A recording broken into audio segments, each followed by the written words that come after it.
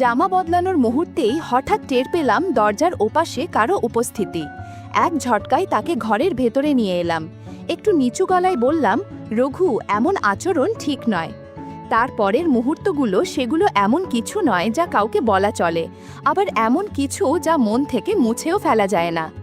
আমার নাম শ্রীমতী, বয়স ৩৮। এই বয়সে দাঁড়িয়ে অনেক কিছু বদলে গেছে, তবু নিজেকে এখনো আয়নায় দেখতে ভালো লাগে। শরীরের গঠন এখনো ছন্দ হারায়নি। আর ৫টা সাধারণ গৃহিণীর মতো আমিও গরমকালে স্লিভলেস ব্লাউজ বা ম্যাক্সি পরে থাকি। হাঁটা চলা, বাড়ির কাজ করতে গিয়ে কখনো আঁচল কাঁধ থেকে সরে যায়, খেয়ালও থাকে না। ক্লান্ত শরীরের ওপর আর ইচ্ছেও জাগে না সবকিছু ঠিক করার। আমার স্বামীর নাম সুদীপ্ত, বয়স ৪৫। এক সময়ে ব্যবসায় বড় লোকসান করে অনেক দেনায় জড়িয়ে পড়ে। সেই পরিস্থিতি সামাল দিতে এক ধনী মহিলার সঙ্গে নতুন সংসার শুরু করে। তার সাহায্যে আবার ঘুরে দাঁড়ায়। এখন ভালোই চলে, তবে সে অন্য বাড়িতে থাকে। মাঝে মাঝে এখানে আসে, খরচ দিয়ে যায়। এই বাড়িতে আমি এখন প্রায় একাই।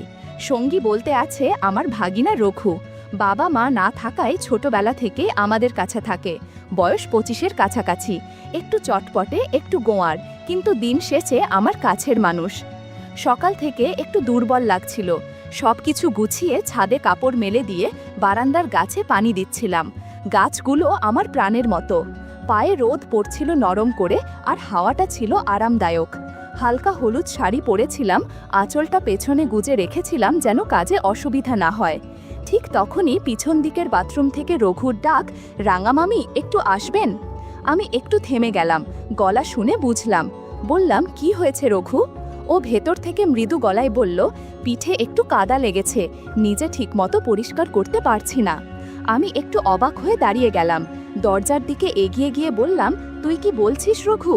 ও দরজার ফাঁক দিয়ে সাবানের ফেনা লাগানো পিঠটা দেখিয়ে বলল, এখানে তো কেউ নেই, একটু সাহায্য করলে ভালো হতো মামি। আমি এক ধাপ পিছিয়ে এলাম। দরজাটা টেনে দিয়ে বললাম, এইসব বোকামি করিস না রঘু, আমি কিন্তু তোর মামাকে সব বলবো। আমার কণ্ঠ রাগে ভরা ছিল, কিন্তু ভিতরে যেন কোথাও একটু কাঁপুনি বাজল। আজকাল রঘুর আচরণে যেন একটু অদ্ভুত টান লক্ষ্য করছি। আমি ওর কথার কোনো জবাব না দিয়ে ফিরে এলাম, কিন্তু মনটা বাগানে মন দিতে পারছিল না। বারবারই সেই কথোপকথন কানে বাজছিল। অস্বস্তির সঙ্গে সঙ্গে একটা অজানা রকম অনুভবও হচ্ছিল। নিজেকেই বুঝিয়ে বললাম, এই বয়সেও যেন কিছু কিছু অনুভূতি পুরোপুরি মুছে যায় না। বিকালে বারান্দায় বসে বই নিয়েছিলাম। হাওয়ায় আঁচলটা উড়ছিল আস্তে আস্তে। পাতায় চোখ রেখেও মনটা কেমন যেন এলোমেলো লাগছিল। দুপুরের সেই ঘটনাটা যেন মন থেকে যাচ্ছিল না। সব কিছু কেমন ঘরে ঢেকেছিল। এমন সময় হঠাৎ বাইরে কিছু শব্দ শুনলাম। আরে রঘু, পড়ে গেছে, পায়ে আঘাত লেগেছে, রক্ত বেরোচ্ছে। আমি বই ফেলে তাড়াতাড়ি নিচে নেমে এলাম। উঠোনে গিয়ে দেখি রঘু গেঞ্জিতে গলায় ঘাম জমে গেছে আর মাটিতে বসে আছে। হাঁটুর নিচে একটু কেটে গেছে, তবে মুখটা এমন করে কুঁচকে আছে যেন ব্যথা ছড়িয়ে পড়েছে সারা শরীরে। আরে কি হলো রে? আমি ছুটে গিয়ে জিজ্ঞেস করলাম। রঘু অসহায় মুখে তাকিয়ে বলল, মামি, খুব ব্যথা পাচ্ছি, পা নড়াতে পারছি না। আমি ওকে ধীরে ধীরে ধরে ঘরের ভেতরে নিয়ে এলাম। দালানের পাশে বসিয়ে পা ধুয়ে তাড়াতাড়ি মলম আনতে গেলাম। ঘামে ভেজা শরীর, আর আমি যখন তুলোটা ওর পায়ে ছুঁই, ও কেমন একটু চমকে উঠল। ধরো না তো ওইখানে, ও হালকা গলায় বলল, আপনার হাত ছোঁয়ার পর কেমন যেন ঠান্ডা ঠান্ডা লাগছে মামি। আমি একটু রাগ মিশিয়ে বললাম, চুপ কর, পা ফেটেছে আর তুই ফাজলামো করছিস? আপনার হাতেই ব্যথা কমে যায় মামি। ও মুচকি হাসল। আমি কিছুক্ষণ চুপ করে রইলাম। ভাবছিলাম, এই ছেলেটা দিন দিন এমন সাহসী হয়ে উঠছে কি করে। ওর কথাগুলো একদিকে অবাক করে, অন্যদিকে কোথাও যেন একটা অদ্ভুত শিহরণ ছুঁয়ে যায়। মলম লাগাতে গিয়ে কখন যেন হাতটা একটু ওপরের দিকে উঠে গিয়েছিল। রঘু কষ্টের গলায় বলল, আরও একটু নিচে দিলে হতো, হাঁটুর কাজটাই ঠিক লাগেনি। আমি হুঁশ ফিরে পেলাম। একটু সোজা হয়ে দাঁড়িয়ে বললাম, রঘু, কথা বাড়াস না, বেশি বাড়াবাড়ি করলে কিন্তু বাড়িতে পাঠিয়ে দেব। ওর গলায় এবার কেমন যেন একটানা আবেগ। আপনি না থাকলে আমি কোথায় যাব মামি? আমি আর কিছু বললাম না, উঠে ঘরের দিকে চলে এলাম। পেছনে ওর দৃষ্টির ভার যেন কাঁধে এসে পড়ল। ঘরে ঢুকে দরজাটা লাগিয়ে দিলাম, কিন্তু মনটা সারাদিন অস্থির রইল। রাতে একবার ওর ঘরে গেলাম পায়ের অবস্থা দেখতে। দেখি হেলান দিয়ে শুয়ে আছে, পা কিছুটা ফুলে আছে। ভাগিনা বলে এক ধরনের মায়া তো থেকেই যায়। বললাম, তুই একটু বস, তেল এনে মালিশ করে দি। রান্নাঘর থেকে তেল এনে ওর পাশে বসলাম। হাত দিয়ে আলতো করে তেল মালিশ করতে লাগলাম। কখন যে আঁচলটা একটু সরে গেছিল টের পাইনি। আমি কিছু বলছিলাম, কিন্তু রঘু চুপচাপ তাকিয়েছিল। ঠিক কোথায় জানি না, তবে ওর চোখে একটা গভীরতা ছিল। আর চোখে দেখে বুঝলাম ও যেন ভাবনার ঘোরে। হাতে তেল থাকায় আঁচলটা ঠিক করতেও পারছিলাম না। একটু হেসে বললাম, আর একটু লাগাবো নাকি? রঘু যেন ধ্যান ভাঙিয়ে বলল, তেল লাগালে আরাম হয় মামি, আপনি জানেন তো। আমি নিশ্চিত হতে পারলাম না ও কি হালকা হাসির সাথে বলল নাকি ইচ্ছে করে। একটু ইতস্তত করে বললাম, থাক, আজকের মতো কাল আবার করে দেব। আমি উঠে গেলাম। পেছনে রঘুর চোখ দুটো অনুভব করছিলাম, যেন মনের কোণায় কোনো কথা থেকে যাচ্ছে। আমার ভিতরে একটা অদ্ভুত অনুভূতি হলো, ও কি সত্যিই আমার মাঝে কিছু অন্যরকম খুঁজছে? এর পরের কয়েকটা দিন ওর সেবা যত্নেই কেটে গেল। সপ্তাহ পেরোতেই পায়ে খানিকটা জোর এসেছে। আজ দুপুরে সূর্যটা একটু বেশি তীব্র। বাড়ির কাজ সেরে স্নানে গেলাম। বেরিয়ে এসে একটা ব্লাউজ নিতে গিয়েই বুঝলাম যেটা পরতে চাচ্ছিলাম তার বোতামগুলো আবার নষ্ট। তবুও কোনোভাবে গায়ে চাপিয়ে ঘরে ফিরে এলাম। ভাবলাম অন্য কিছু পরব, কিন্তু দেখি বাকিগুলোর অবস্থাও এক এক রকম। কারো বোতাম আলগা, কারো ফিটিং ঠিক নেই। শেষমেশ একটা ঠিকঠাক যা ছিল সেটাতেই দিনটা চালিয়ে নিলাম। পরশু রঘুর হাতে একটা পুরনো স্যাম্পল ব্লাউজ দিয়েছিলাম সাম্যবাবুর দর্জির দোকানে পাঠানোর জন্য। মাপ ঠিকমতো নিয়ে নতুন করে 4টা বানাতে বলেছিলাম। আজ দুপুরেই বলেছিলেন নিতে আসতে, তাই হালকা গুছিয়ে একটা গোলাপি সুতির শাড়ি পরে নিলাম, সঙ্গে ম্যাচিং ফিটিং ব্লাউজ। রোদ ছিল কড়া, কিন্তু পাতলা কাপড়ের কারণে কিছুটা আরাম লাগছিল। দর্জির দোকানটা ছোট, তবে সাম্যবাবু খুব মনোযোগী মানুষ। বয়স 35-40-এর কোঠায়, সবসময় গলায় নরম গলার স্বর আর চোখে পুরু ফ্রেমের চশমা। দোকানের ভেতরটায় একটা ঘরোয়া গন্ধ, মিলেমিশে কাপড়, আতর আর সময়ের জমে থাকা আবহ। আমি ঢুকতেই উনি তাকালেন, একটু মৃদু হাসি হেসে বললেন, আহা রাঙা মামি, গোলাপি রংটা আপনাকে যেন আলাদাই মানায়। আমি হেসে বললাম, আপনি এখন রং নিয়েও কথা বলেন? না না, আমি তো শুধু মাপ ধরি। সাম্যবাবু হেসে বললেন, আর সেই মাপে ভুল হওয়ার উপায় নাই। তারপর টেবিল থেকে নতুন বানানো 4টা ব্লাউজ হাতে তুলে দেখালেন। এই দেখুন, মাপ মতোই হয়েছে, তবে একটা একটু ফিটিং বেশি রাখা হয়েছে। আপনার যা ভালো লাগে সেটা পরে নিতে পারেন। আমি বললাম, একটা পরে দেখি। উনি বললেন, ওই পেছনের ঘরেই পাল্টানোর জায়গা আছে, দরজাটা ভেতর থেকে বন্ধ করে নেবেন। আমি গিয়ে একটা ব্লাউজ পরে দেখলাম। সত্যি বলতে একটু টাইট লাগলো, আঁচল ছাড়া অস্বস্তিকর মনে হচ্ছিল। বেরিয়ে এসে বললাম, এইটা মনে হয় একটু বেশি আটসাট হয়ে গেছে না? সাম্যবাবু চোখ নামিয়ে বললেন, হয়তো ওই মাপটাই ভুলে গেছিলাম, তবে অনেকে বলেন এ ধরনের ফিটিংয়ে বেশ পরিপাটি লাগে। একটু থেমে আবার বললেন, আপনার যেমন ভারসাম্যপূর্ণ গড়ন, সেখানে এসব ডিজাইন বেশ মানিয়ে যায়। আমি কিছু বলিনি। সাম্যবাবুর কথাগুলো খুব জোরালো কিছু ছিল না, তবুও মনে হলো কোথাও যেন একটু অস্বস্তি জমে রইল। 4টা ব্লাউজ নিঃশব্দে হাতে নিয়ে বেরিয়ে এলাম। পেছন থেকে উনি বললেন, কোনো সময় যদি কিছু ঠিকঠাক না লাগে জানাবেন রাঙামামি, আমি দেখে দেব। রাস্তা দিয়ে হাঁটতে হাঁটতে মনে হচ্ছিল আমার উপস্থিতি হয়তো কারো কারো চোখে একটু আলাদা অর্থ বহন করে, আর আমি কিছু না বলেই সেই অনুভূতির মাঝখান দিয়ে হাঁটছি শুধু নিজের মতো করে। সকাল থেকেই রঘু জেদ ধরেছে, মামি সিনেমায় চলেন না, শাকিব খানের তাণ্ডব এসেছে, দেখলে আপনার মনটাই ভালো হয়ে যাবে। প্রথমে না করেছিলাম, কিন্তু ওর চাহনি আর মন খারাপ করা মুখ দেখে শেষমেশ রাজি হলাম। ভাবলাম অনেক দিন পর বাড়ির বাইরে একটু বেরোবো, খারাপ কি, নিজেকেই যেন একটু বদলে নেওয়ার সুযোগ। একটা হালকা সবুজ সুতির শাড়ি পরে নিয়েছিলাম, পাতলা রঙের ছাপা, সঙ্গে সালোয়ার আর গলায় এক ফালি হালকা ওড়না। গরমের দিনে বেশ আরামদায়ক ছিল। রঘু আজকাল একটু স্টাইল ধরে, পরেছে হালকা নীল জিন্স আর ফিনফিনে গেঞ্জি, চুলটাও যেন বিশেষভাবে সাজিয়ে এসেছে। সিনেমা হলে পৌঁছে দেখি বেশ ভিড় জমেছে। চারপাশে লোকের ভিড় ঠেলে রঘু আমার হাত ধরে টান দিয়ে এগিয়ে গেল টিকিট লাইনের দিকে। ভিড়ের মাঝে একটু একটু করে ঠেলে নিয়ে চলেছে আমাকে। কিছুটা অস্বস্তি হচ্ছিল, তাই একটু পিছিয়ে দাঁড়াতে চাইছিলাম। রঘুর কণ্ঠে শুনলাম, এই ভিড়ে হারিয়ে যাবেন মামি, আমার কাছেই থাকেন। টিকিট হাতে পেয়ে দেখি সিট পড়েছে একদম পেছনের সারিতে। হলের ভেতর ঢুকতেই চোখ সয়ে যেতে সময় লাগলো। বাতাস ঠান্ডা আর চারপাশটা হালকা আলো আধারিতে ঢাকা। আমরা পাশাপাশি বসে পড়লাম। চারপাশে হাসির আওয়াজ, ফিসফাস আর সিনেমার পর্দায় দ্রুত কাটা সংলাপ। ছবির শুরুটা ছিল জমকালো নাচ, গান, রঙিন দৃশ্য। আমি পর্দার দিকেই মনোযোগ দিয়েছিলাম। কিছুক্ষণ পরে টের পেলাম রঘুর হাত আমার হাতের কাছাকাছি এসে গেছে। হয়তো সিটের জায়গা কম ছিল বা হয়তো ভিড়ের কারণে কাছাকাছি বসা, তবুও একটু সরে বসলাম। রঘু আর কিছু বলল না, কিন্তু আমি অনুভব করছিলাম চারপাশের নীরবতা যেন ধীরে ধীরে একটু ভারী হয়ে উঠছে। একটা গান শুরু হলো, একটু ধীর লয়ে, আবেগ ঘন। সেই মুহূর্তে আমার মন যেন সিনেমার ভেতরের গল্প ছাপিয়ে নিজের ভেতরেই ঢুকে পড়ছিল। চোখে আলো আর মনের ভেতর কিছু অচেনা সাড়া। রঘুর নিঃশ্বাসের শব্দ আমার খুব কাছে মনে হচ্ছিল, যদিও সে কিছু বলল না। আমিও চুপ করে থাকলাম। মাঝে মাঝে অন্ধকারে এমন অনুভূতি হয় যা আলোয় প্রকাশ পায় না, কেবল মনে থেকে যায়। আমি ধীরে গলায় বললাম, রঘু, সিনেমা দেখতে এসেছি, অন্য কিছু নয়। ও কিছু বলল না, শুধু এক মুহূর্তে হাতটা টেনে নিল নিজের কোলের কাছে। ছবির শেষে আলো জ্বলে উঠল। আমি একটু তাড়াতাড়ি উঠে দাঁড়ালাম, মুখটা নিচু করে বাইরে বেরিয়ে এলাম।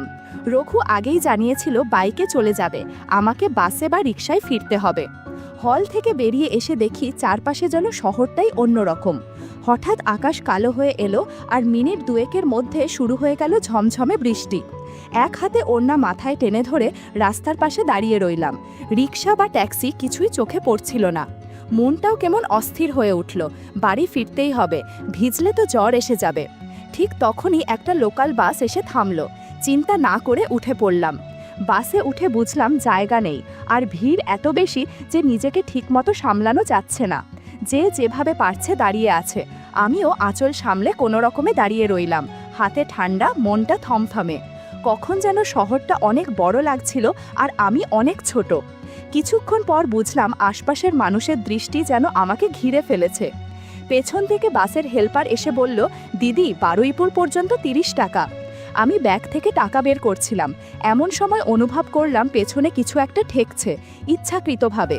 ধীরে বললাম, দয়া করে একটু দূরে থাকবেন। ওর মুখে একরকম অস্বস্তিকর হাসি।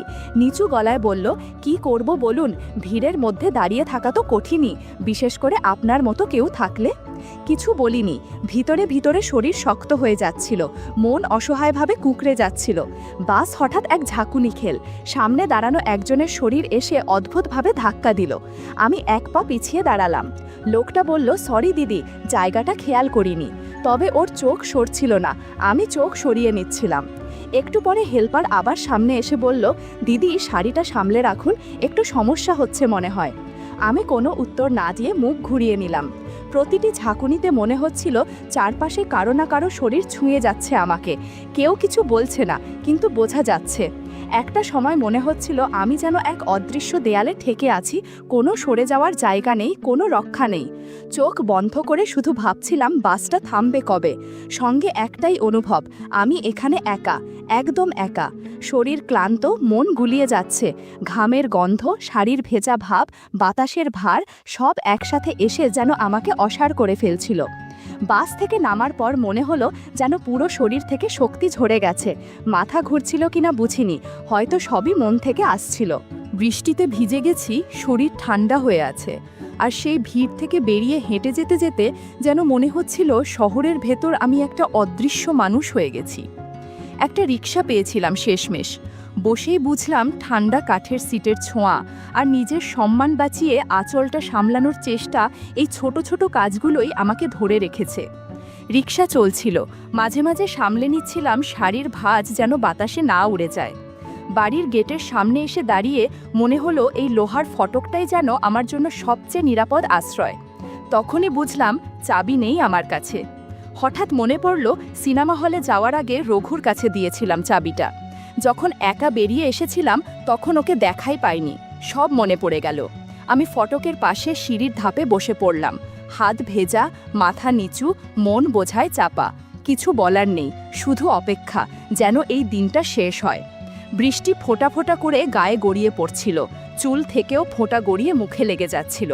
আমার আঁচল ভিজে কাঁধে টিকেছিল আর ঠান্ডায় শরীর শিউরে উঠছিল। ঠিক সেই সময় পাশ থেকে পরিচিত কণ্ঠ শুনলাম, মামি এতক্ষণ বাইরে দাঁড়িয়েছিলেন রঘু।